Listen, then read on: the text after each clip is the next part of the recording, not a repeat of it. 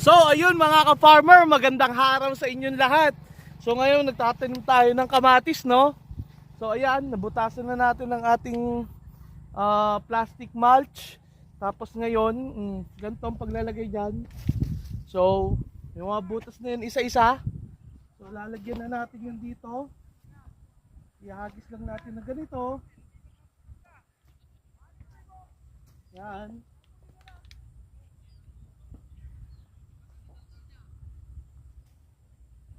Yan.